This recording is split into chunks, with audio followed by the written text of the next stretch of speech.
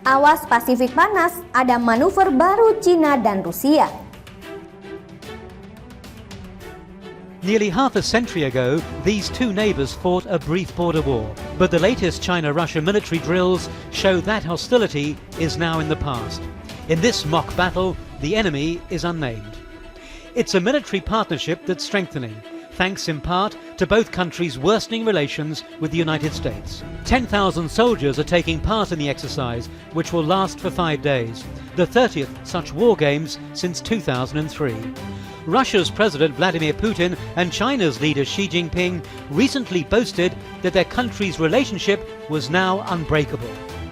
And Moscow and Beijing appear to be in agreement on Afghanistan. Both were highly critical of the decision to withdraw all US troops by September, with concerns that Afghanistan, which borders China, could again become a haven for armed groups like Al-Qaeda.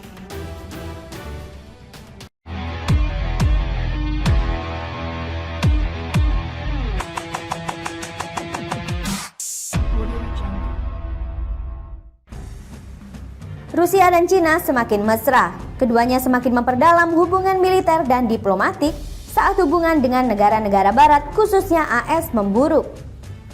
Terbaru, Kementerian Pertahanan Rusia mengatakan kini Angkatan Laut kedua negara akan mengadakan patroli bersama di Samudra Pasifik. Kementerian Pertahanan mengatakan kru dari kedua belah pihak melakukan manuver bersama dan melakukan latihan yang melibatkan artileri dan helikopter. Postingan lembaga Kremlin itu di Telegram pada Kamis 15 September menyatakan tugas patroli tersebut meliputi penguatan kerjasama Angkatan Laut antara Rusia dan Cina, menegakkan perdamaian dan stabilitas di kawasan Asia Pasifik, memantau pesisir dan menjaga situs ekonomi bahari Rusia dan Cina. Sementara itu hari ini Presiden Cina Xi Jinping akan bertemu dengan Presiden Rusia Vladimir Putin di Uzbekistan. Ini menjadi perjalanan pertama Xi ke luar negeri dalam lebih dari 2 tahun pandemi COVID-19 mewabah. Diyakini keduanya akan membahas isu Ukraina dan Taiwan. Kemitraan tanpa batas semakin dalam antara negara adidaya Cina dan raksasa sumber daya alam Rusia dalam perkembangan geopolitik sendiri dilaporkan membuat dunia barat semakin cemas. Empat mata dua pemimpin dunia tersebut berlangsung sebelum pertemuan tingkat tinggi KTT Organisasi Kerjasama Shanghai SCO Jumat. SCO sendiri didirikan di 2021 yang terdiri dari Rusia, Cina, India, Pakistan, serta negara-negara Asia Tengah bekas Uni Soviet seperti Kazakhstan, Uzbekistan, Kirgistan, dan Tajikistan. Bagi Putin, pertemuan ini adalah kesempatan untuk menunjukkan bahwa Rusia tidak dapat diisolasi secara internasional. Sejak menyerang Ukraina Februari, Rusia dijatuhi sejumlah sanksi oleh Barat dan sekutu. Bagi Xi Jinping, ini merupakan perjalanan pertamanya ke luar negeri sejak pandemi COVID-19 mewabah. Ini diyakini jadi momen peningkatan citra dirinya di dalam negeri sebagai negarawan global. Bagi keduanya, ini juga diyakini menjadi kesempatan memanas-manasi Barat, terutama AS. Rusia dan Cina sama-sama bermasalah dengan AS, seperti Moskow yang terus-menerus dikenai sanksi dan Beijing yang panas karena dukungan Paman Sam ke kemerdekaan Taiwan. Penasihat kebijakan luar negeri Kremlin Yuri Ushakov kepada wartawan mengatakan SCO menawarkan alternatif nyata bagi organisasi yang berpusat pada Barat. Semua anggota SCO berdiri untuk tatanan dunia yang adil dengan latar belakang perubahan geopolitik skala besar.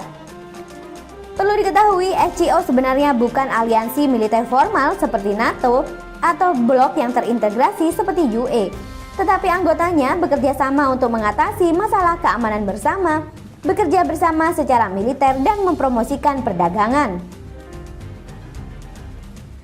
Dalam pertemuan kali ini terdapat pula Presiden Iran Ebrahim Raisi dan Turki Recep Tayyip Erdogan. Meski bukan anggota, keduanya telah menjadi perantara utama dalam kesepakatan antara Rusia dan Ukraina mengenai masalah seperti ekspor biji-bijian Kiev di tengah perang. Sebelum kapal perang Rusia dan Cina melakukan patroli bersama pertama mereka di Samudra Pasifik bagian barat pada Oktober tahun lalu, ini menjadi sebuah langkah yang dipantau ketat oleh Jepang yang menyebut manuver itu tidak biasa. Terbaru, Kementerian Pertahanan Rusia mengatakan kini Angkatan Laut kedua negara akan mengadakan patroli bersama di Samudra Pasifik. Kementerian Pertahanan mengatakan kru dari kedua belah pihak melakukan manuver bersama dan melakukan latihan yang melibatkan artileri dan helikopter. Postingan lembaga Kremlin itu di Telegram pada Kamis 15 September menyatakan tugas patroli tersebut meliputi penguatan kerjasama angkatan laut antara Rusia dan Cina, menegakkan perdamaian dan stabilitas di kawasan Asia Pasifik, memantau pesisir dan menjaga situs ekonomi bahari Rusia dan Cina. Sementara itu hari ini Presiden Cina Xi Jinping akan bertemu dengan Presiden Rusia Vladimir Putin di Uzbekistan. Ini menjadi perjalanan pertama Xi ke luar negeri dalam lebih dari 2 tahun pandemi COVID-19 mewabah. Diyakini keduanya akan membahas isu Ukraina dan Taiwan.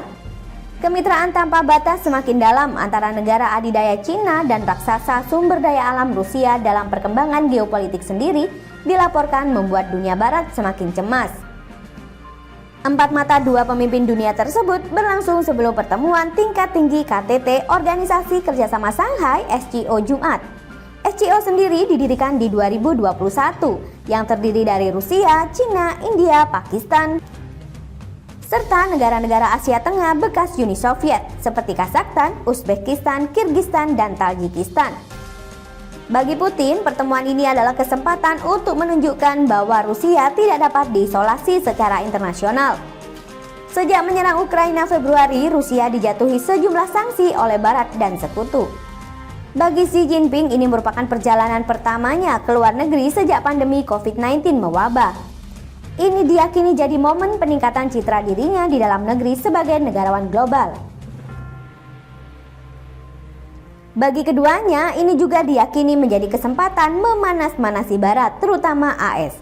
Rusia dan Cina sama-sama bermasalah dengan AS, seperti Moskow yang terus-menerus dikenai sanksi dan Beijing yang panas karena dukungan Paman Sam ke kemerdekaan Taiwan. Penasihat kebijakan luar negeri Kremlin Yuri Ushakov kepada wartawan mengatakan, SCO menawarkan alternatif nyata bagi organisasi yang berpusat pada Barat. Semua anggota SCO berdiri untuk tatanan dunia yang adil dengan latar belakang perubahan geopolitik skala besar. Perlu diketahui, SCO sebenarnya bukan aliansi militer formal seperti NATO atau blok yang terintegrasi seperti UE, tetapi anggotanya bekerja sama untuk mengatasi masalah keamanan bersama, bekerja bersama secara militer dan mempromosikan perdagangan.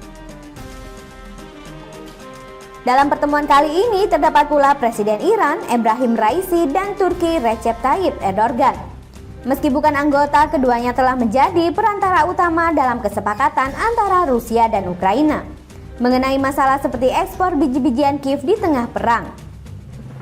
Sebelum kapal perang Rusia dan Cina melakukan patroli bersama pertama mereka di Samudra Pasifik bagian barat pada Oktober tahun lalu, ini menjadi sebuah langkah yang dipantau ketat oleh Jepang yang menyebut manuver itu tidak biasa.